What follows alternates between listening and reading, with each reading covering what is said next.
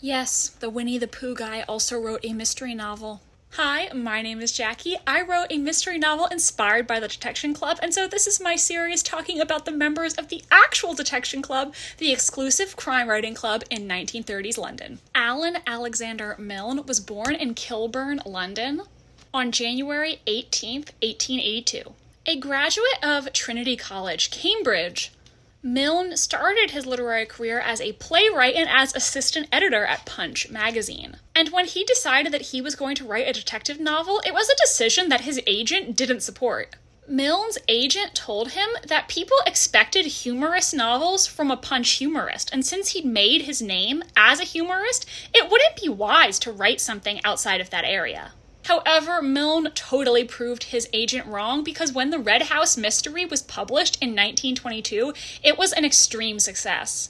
Milne dedicated this novel to his father, stating, quote, "Like all really nice people, you have a weakness for detective stories and feel that there are not enough of them, so the least that I can do for you is to write you one," end quote.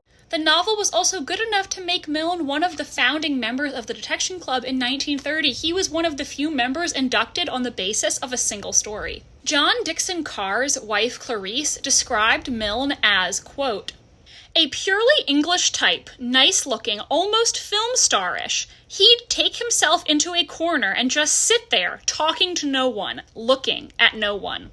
Dorothy L. Sayers also described Milne as, quote, "a shy bird." And the thing about Milne is that while he loved reading detective stories, he didn't enjoy writing them, because to him, the appeal of the detective story was not knowing who'd done it. As the author, he knew how the story was going to end, and so he couldn't derive the same satisfaction. And when he decided to switch career paths again, his agent was once again displeased, though once again, Milne would prove him wrong. Because the stories that Milne started writing were about a bear named Winnie the Pooh, inspired by a bear owned by his son, Christopher Robin. Winnie the Pooh came out in 1926, and The House at Pooh Corner followed 2 years later. Though the Winnie the Pooh stories were very successful, they resulted in Milne being pigeonholed as an author. And he decided to quit writing about Winnie the Pooh to protect his son's privacy. Christopher Robin would eventually grow up to resent the books, viewing them as exploitative of his childhood. Milne died at his home in Sussex on the 31st of January, 1956, shortly after his 74th birthday.